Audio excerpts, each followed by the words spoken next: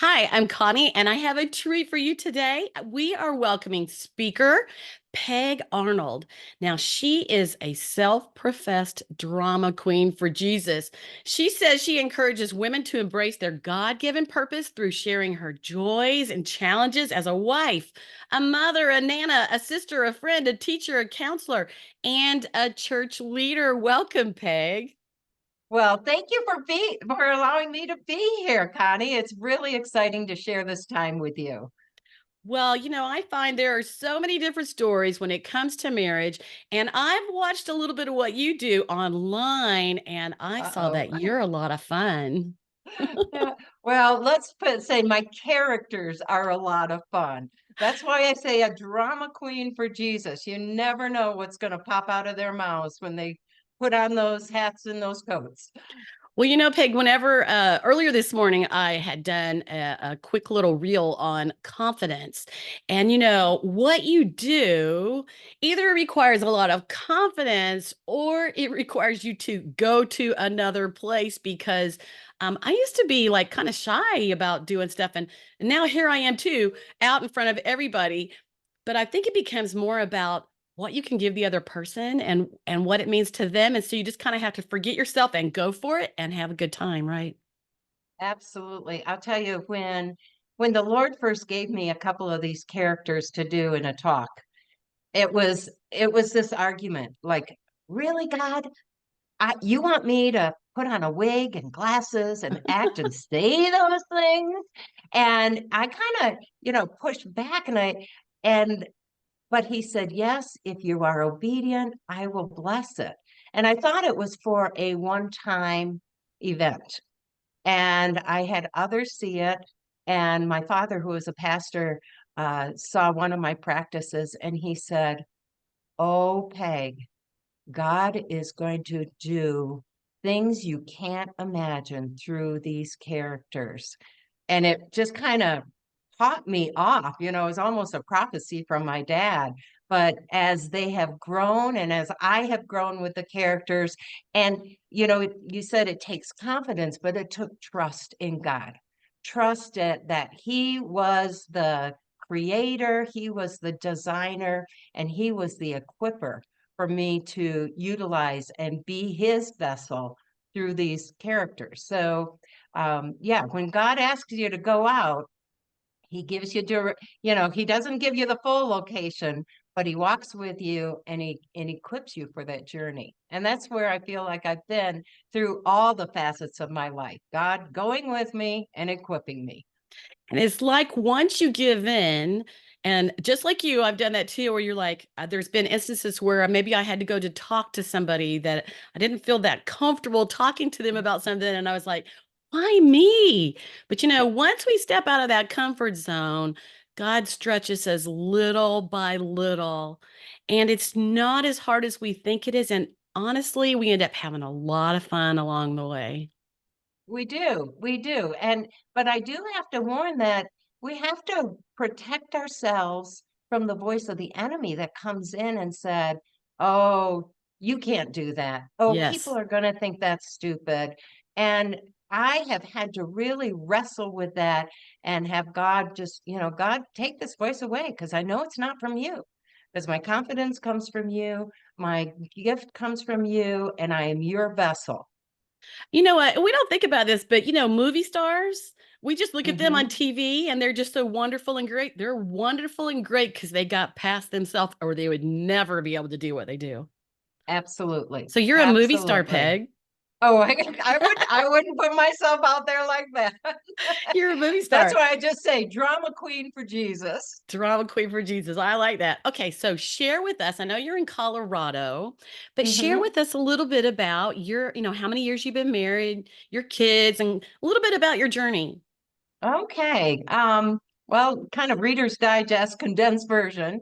I grew up in Michigan as a pastor's kid, one of five kids, and met my husband in college at Western Michigan University in Kalamazoo, Michigan, and we were RAs in the same dorm. And neither of us were looking for a relationship, and God just kind of brought us together. We got married right after college and moved to Maryland, which was a huge move for us. But in Maryland, we were there for 40 years. We had our careers out there. We raised our family. I started my ministry out there. And then about, I guess, 9 or 10 years ago now, our kids started moving from the East Coast. First, I have two kids, two adult children. First, my daughter and her family moved to Colorado. Next, my son and his wife moved to Colorado. And my husband and I were looking at ourselves going, now we're alone here on the East Coast with our kids and grandkids in Colorado. And I fought the voice that said, yes, I want you to move to Colorado. And finally, God kind of made it clear to me on a walk. What makes you think I don't have things prepared for you in Colorado? And so my husband and I found ourselves packing up a house of 32 years. Wow. And so there's a whole God story with that and all the cleaning out and goodbyes that you have, the deep roots of friendships for 40 years, and moving to Colorado. And God has been in charge of that journey. It's been an adventure for our marriage. We have now been married 46 years. It'll be 47 in April. And our two grown children, my daughter has three children, twins that are 12 and a soon to be 8-year-old. And then my son has four children, a 9-year-old, a 5-year-old, a 2-year-old, and a 3-month-old. So we feel like God has brought us to this area to have this family time, but it also has given us a different season in our marriage as well, because we're not stressed by our careers. And I don't say that we're retired, Connie. We are repurposed. So Mm. I will not give in to the word retirement. So we are repurposed. I had a ministry going while I was working full-time as a counselor in the school system. I was a teacher and counselor for over 25 years in the school system. And and I had a ministry simultaneously, but now God has opened the door to be in this ministry, both as a speaker and open the door to be an author now. And of course, continuing my drama queen for Jesus. Hey, what I hear from you is that you were asked to step out of your comfort zone again. Absolutely. Absolutely. But Peg, there's I, something about newness and being refreshed. Um, and after being married that many years, because I've been married for 44, okay. it's like you need something new and refreshing and new purpose, new direction. And it's like it makes you brand new again. Plus, you bring along all that wisdom, all those experiences, and everything that you have. And I think you're just better than ever. Yeah, I agree it is never easy to step out of our comfort zone. But I had that verse of Joshua 1:9, be strong and courageous, do not be afraid, for the Lord is with you wherever you go. That was my guiding verse as I stepped into this new territory. And you're right, there's a freshness. You're nervous because everything's changing. Your identity changes because uh, people don't know you out here. There's no, when you move after you've had your kids and your kids are grown, you don't have a school system that you're connecting with other parents. You don't have those venues, a workplace where I'm connecting with other people. It's like, okay, who do you want me, how do you want me to develop who I am and my husband and myself as a couple? How do you want us to grow in this new area, in this new setting? And it's a freeing, it's a refreshment. It's also learning, fighting those negative voices and not wanting to pick up old patterns that you were hoping to leave behind. Well, you really get a chance to kind of recreate yourself whenever you step out and that kind of thing. And maybe somebody who's listening today is having to move their family. Mm, Whenever I was a kid, actually, I'm from North Carolina, and my dad moved to California when I was 8 years old. And, I remember certain great adventures, at 8 years old. But when we moved to Georgia, whenever I was a sophomore in high school, I thought my life was over. I Oh, thought, absolutely. life Yeah. is over. I'm going to die, because I had to move and leave all my friends. And so that's really a hard thing sometimes. But so, Peg, as you dig back into all those awesome years of marriage, we all have our ups and our downs. We have our hmm moods, our happy places, our challenges. You know, um, what do you think makes a marriage work for so many years? Mm. One of the things is, we were always looking to grow in our marriage. We started as RAs, and our RA uh, leader actually equipped us with communication skills to be RAs. But what was so wonderful about that is, as we came together as a couple, we already learned these communication skills of being reflective listening, really listening to understand the other person and being able to be empathetic. We had learned that to be an RA, but we brought that into our relationship. So, number one thing I'd say is those communication skills are foundational. And we all bring in our different ways of communicating. Even at 46 years, my husband will say something and I'll respond to it. I might bite back to it. And he said, Whoa. And I said, Well, I heard you say it like this. And he said, Well, this is what I meant when I said it. And so rather than staying in that moment of frustration, but dig down immediately so we're not carrying that frustration and that aggravation with our spouse. It's learning to love our spouse where they're at, and how do we have to communicate differently with them. Uh, One of the biggest lessons I think we have learned is to see our spouse as a child of God Hmm. and to treat them because God loves them as much as He loves us. And I think in marriages, especially as you get ingrained, and well, they should know that, and we get very egotistical and very kind of self-centered rather than being partner centered. And God wants us, and we are centered on loving others when we're outside of our household, in our church. We are showing all those gifts of love, joy, peace, and patience with others. And we get inside the door, and all of a sudden we expect our spouse to read our mind and our spouse to, tend to our needs. And so if we can have that sacrificial love for our spouse, which is not something you say, oh, I'm going to do it, and it becomes okay. It's something you renew every day. It's something that you wake up every morning and say, I want to love you how God loves you, how God wants me to love you. I want to communicate with you the way God wants me to communicate. I want to build you up so that you're the best you can be and not just look for you to fill my selfish needs. You know, And I think, go ahead. Communication is really like a building a muscle, and it's Absolutely. practicing and practicing and practicing, making your marriage what you want it to be and becoming proactive instead of reactive.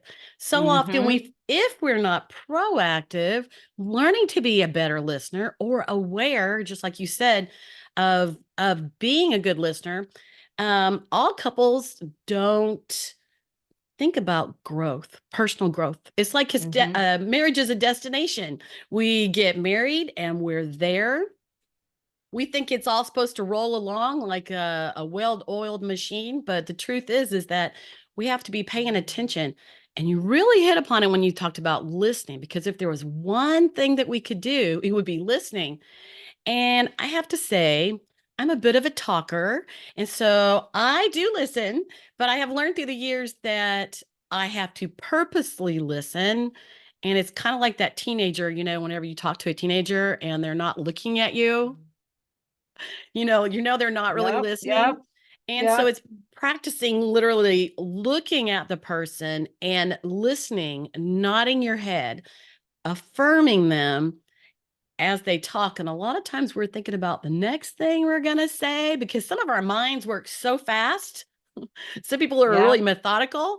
and they kind of process slowly. But some of us are fast minded and our minds are just going zoom, zoom, zoom, right? While somebody's talking Absolutely. and we're thinking about the next thing. But learning to be a great listener and personal growth and paying attention.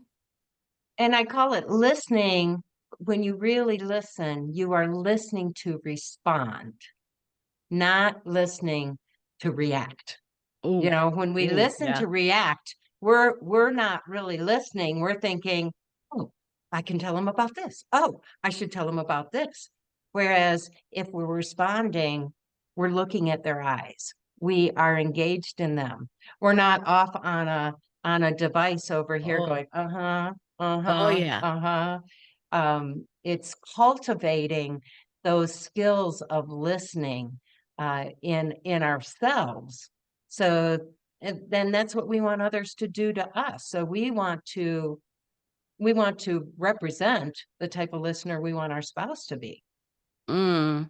Yeah, we don't really think of it that way of being what we want them to be, right? Right. First doing that ourselves. So, you had told me that you had a cute little marriage story. Oh, so this probably happened now almost 20 years ago. My husband was really nice and got me this little sports car for one of my big birthdays. Mm. And so we were riding around with the top down, and it was kind of one of those first spring days where it was really warm, and it was in the middle. I'd just gotten home from work, and he said, "It's a great day. Let's go out for a ride in the country." So we're riding all these country roads, and I'm just laying back, enjoying, this time together, the breeze in our head, in our faces, and my husband is driving on the road because it's pretty curvy. And we go by a couple farmhouses, and we go by this one farmhouse, and my husband said, "Huh, did you see those ducks?" And I looked and I said, "What do you mean those ducks?" "I saw those chickens." And he said, "No, no, I'm talking about the mother duck with the three little ducklings playing in the water." And I said, "No, I saw the mother hen with the three little chicks, playing." And he said, "Honey, they had an orange bill." I said, "They did not. They had a red crest." We went back and forth bantering that he didn't see ducks. I saw, it were chickens, and we were both ingrained in what our opinion was. We probably got 2 miles down the road, and he says, "I'm turning back because I'm going to show you that those are ducks." And I said, "Well, I'm going to show you that those were chickens." So we turned back, and we're pretty aggravated with each other right now because we feel like neither of us is listening to each other. And we pull up to this farmhouse, and I look up and I point. I said, "Those are chickens." Well, remember, I am looking at the landscape. He is focused on the ground and on the street, and in next to the street there's a little gully, and he said, "Those are ducks." So we're pointing like this.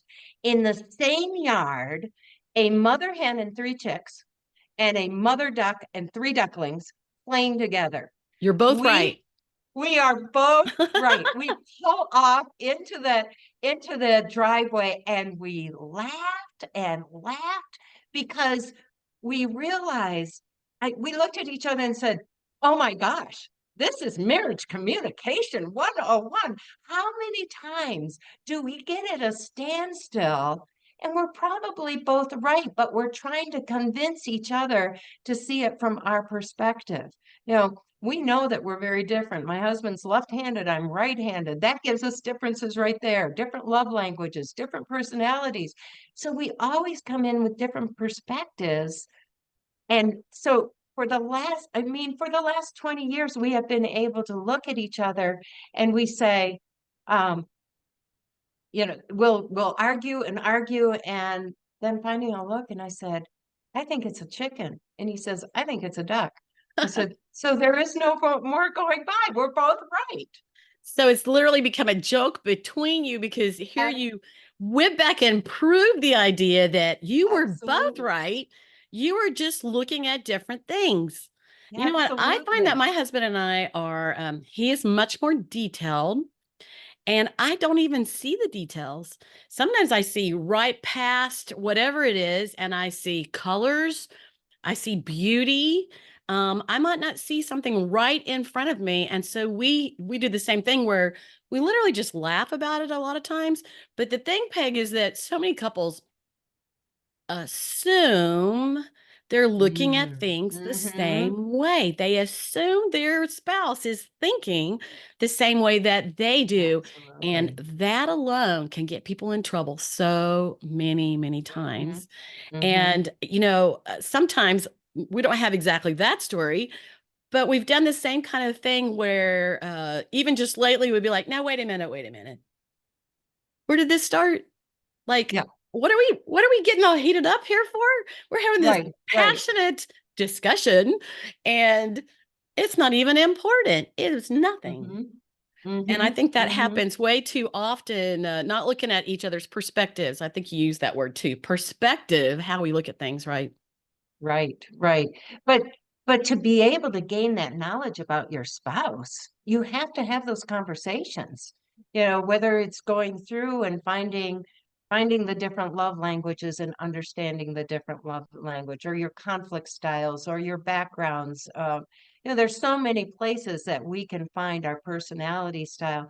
When you find that about your spouse, it helps you to learn how they look at things differently than you, and then that opens it up for discussion. The one thing, when we, and I'm going to use the word, bicker with our spouse and disagree with our spouse over It little happens. things, we forget this is the person we love the most.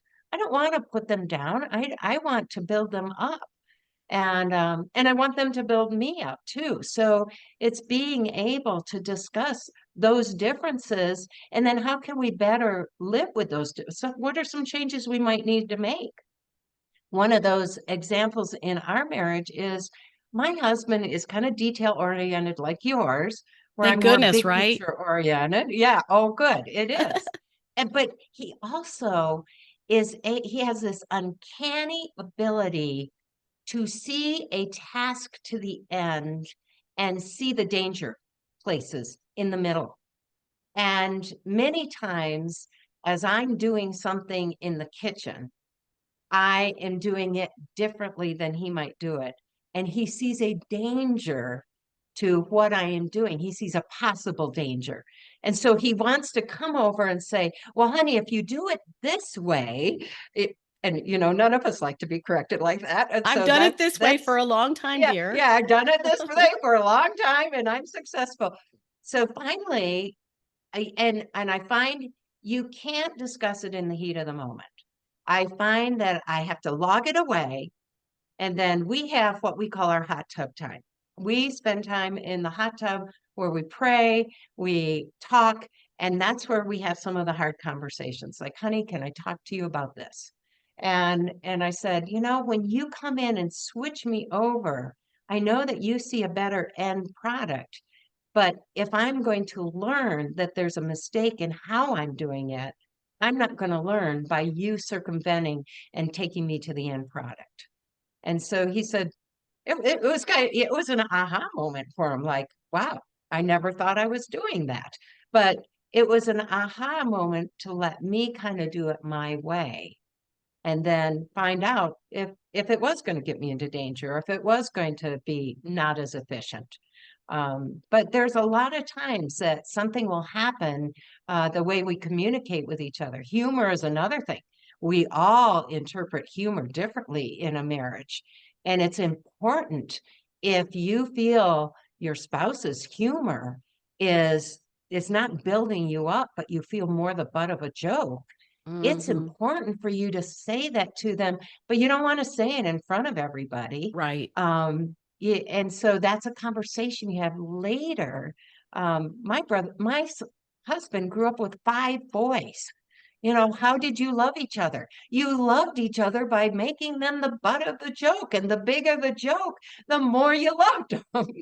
And I had to kind of say, I'm your wife. a tender sex, I don't like being the butt of the joke, and so it's been a learning process, but it's been me expressing that rather than harboring like, I can't believe he made me look like that in front of everybody.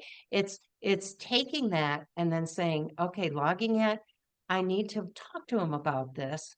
And then we have carved out this time. And I think in every season of marriage, whether you have little kids, whether you are those busy times carpooling back and forth, whether you're at the high school and getting into the empty nest, every marriage needs to find, for us, it's hot tub time.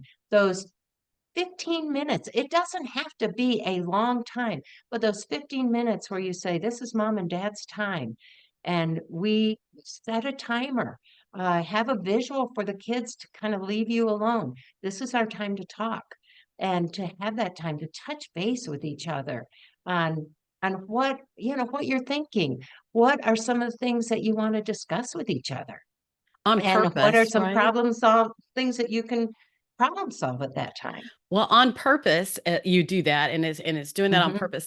And going back to humor, literally, when you think about personality styles, some people can laugh at themselves. I'm one of those. Whenever I do something stupid, and now maybe I'm laughing because I'm really embarrassed, but I'm going to laugh at myself. So my tendency is that if somebody else does something crazy, stupid, that I do just totally get tickled. But I know one of my friends' husband, I was in a situation and I got so tickled at something. Honestly, there again, because I was nervous, I got tickled at it. But actually, then they were mad, because they were feeling Mm, something different than I was feeling at that time. And it's like you said, if we feel like we're being laughed at and torn down or whatever, or some people simply can laugh at jokes, can laugh at themselves, can laugh at stupid things that happen. And other people have that tendency to get mad. mhm, And honestly, that's mhm. one of the top emotions. Some people have that top emotion. That's how they deal with most everything is they get angry. And then we kind of Mhm. take it personal if they get angry. But it's really not personal. It's just how they deal with life, just like I deal with things by getting tickled or laughing at a situation instead, whether it's embarrassment or whether it's really funny, whatever. Yeah. But what I hear from you is that you guys have taken the time to think about and learn. And that might have to do with what you actually do too, and where you're at in life. I think when we're raising our Mhm. kids, often we're just making it, strumming along, making it each day. I've had people say to me, oh, that's why you have children when you're young because you have energy. Well, I have a lot of energy now. Guess what? Yeah. I don't have any Yeah. responsibility except me and my husband. I don't even have a dog. And Yeah. so Yeah. I have a ton of energy. And honestly, I feel when my kids were small, I was exhausted all the Mhm. time because you're on Mhm. 24/7 and you're tired all the time. Yeah, yeah, no, that's true. But I know that even when we had little kids and went through each of the stages, we always felt it was important for us to be in some type of marriage group or couples group or marriage ministries. And so we were intentional about constantly finding ways that we could grow in our marriage at each season because you change. And if you don't make time to make your marriage the most important, we can get in that raising kids seasons, and when the kids' needs become most important, Hmm. then as spouses, we tend to drift apart from each other because we're so ingrained in the schedules of our children. And Absolutely. so to be intentional, whether it's a date night, whether it's a, one night where you go over just the schedule together. But you had time to carve out times that you see each other not just as the parent of your children, but your spouse, your life partner, Hmm. your your best friend. And that's important no matter what season of marriage you're in. You're right. When we have little kids, we're physically exhausted. So how do we carve out that time for each other? Where do we make that time? Eating dinner together as a family, really, Mm-hmm. really trying to Yeah. do that. And maybe even going and meeting your husband for lunch one day. Maybe you just have one toddler at home and everybody else is at school and you could go meet your husband for lunch. So looking for those, little times that you can stop and talk. Because as I look back, I mean, I think we were always just making it and we always got along pretty good. My husband's very easygoing, so that's helpful. Yes, And he's yes. and he's helpful too. He's always helpful. Mm-hmm. So that works. So tell us if you can think of something, what was something that you and your husband thought you felt like you had to overcome during the years? Maybe when you were first married or through the years where you realized that it was kind of tearing you apart or making you move apart rather than come together. Well, I would say in the way we look at schedules has been something that we have continued to grow throughout our marriage. And what I mean by that is typically in a couple, there's one that likes to be on time and one that doesn't consider time as important. And Uh-oh. if, yeah, and when those come together, that is cause for anxiousness and anger and conflict when that butts heads all the time. But on top of it, I'm a scheduler. I like to fill every moment with activity, thus leaving very little margin in our life. And and my husband is like your husband. He's very easygoing. He kind of goes with the flow, but he'll get to a point and say, hold the phone. I just need a night at home because I would schedule something, we'd work all week. I'd schedule some Friday night, Saturday afternoon, Saturday night, Sunday morning church, Sunday afternoon, Sunday. Yeah, it would be just this flow of constant energy, whether it was with the kids, as a family, as a couple, however, or whether it was my activities. And and it we bucked heads a lot and didn't realize why we were bucking heads. I'll bet we were married. I bet our kids were out of the house by the time we realized, Peg, you don't put margin in your life. You schedule everything so close together. And it was a realization when we could finally identify it. Because sometimes I think as a couple, you fight over things and you conflict over things, or you get uncomfortable, or you're always bickering at this certain time, and you haven't, you're trying to address the symptoms, but you haven't worked down to where the root of the problem is. And I think it took us, it's 25 years to work down to what's the root of the problem. It's in how different we are as we face our time and our schedules, but it's learning that I need to respect his time. And so now I know, hey, so and so has asked us, we're already doing something Friday night, but this has come up for Saturday night. Are you okay if we schedule those two things? So now I know to have him a part of the solution and a part of the planning. And Communication, communication again, letting each other know communication. what's going on and that kind of thing. Absolutely. And sharing now a joint calendar so that whenever anything comes up, he can go on, oh, she's got this, she's got this, she's got, because I'll plan things for myself, but I put them on the calendar so he can see them. And because we all have different capacities of energy. Like you said, you're a high energy person.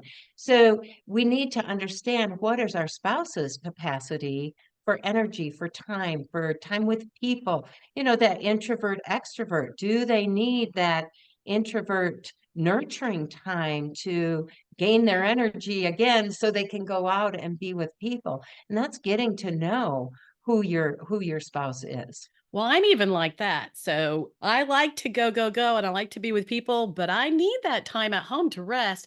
And it is when we both are tired that we start to react and that most of frustration comes. And it's really not even about the other person, it's literally about us when we're exhausted and we have no energy.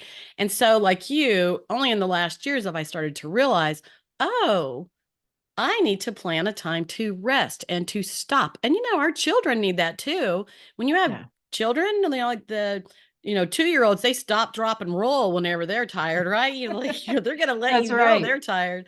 And so we're really all the same where we have to stop and rest and communicate, just like you were talking about there. Well, I know for me, like, I do coaching with people. And the first Hmm. thing I ask people whenever I'm actually privately coaching with them, I say, what brought y'all together? Because so Mm. many times people get so heated in the moment, and that just starts to go on day after day after day if they're not forgiving or they're not talking it out, and suddenly they're like worlds apart and they're just not happy anymore and they just think it's over, but they Hmm. literally have forgotten what brought them together Yeah, in the yeah. first place. Hmm. What brought them together in the first place? Well, I do a private free talk with people, and it's called Fresh Insights. But Peg, how can people get in touch with you if they want to have you come speak? And what was Oh. you? Were you called the Hat Lady? What did you call yourself earlier? Oh, the church ladies are Church Lady. one of the most popular messages that I bring to a lot of different groups. But yes, I have a website. It's pegarnold.org. I'm on Facebook as Peg Arnold, the Wonder of Women Ministries, and on Instagram as Arnold Peg. So reach out on any of those, or on my website, you can email me and reach out and contact me, and I'll answer anything back. I also have a blog, Devotions for the Distracted Heart, and a book, Devotions for the Distracted Heart, that you can get on Amazon or my website. And it's devotions for those of us that get distracted. And it's how God uses distractions in my life to reveal his lessons to me to help me grow. Okay, and you had mentioned something, maybe a little prayer book that will be in the show notes on the Absolutely. Extraordinary Marriage podcast page.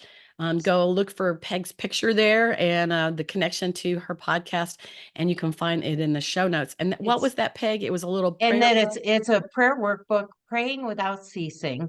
And so if you get a copy of that prayer workbook, then you'll start receiving my monthly devotions. I only send out a devotion once a month, and you'll receive those in your email. So that would be like you get the freebie.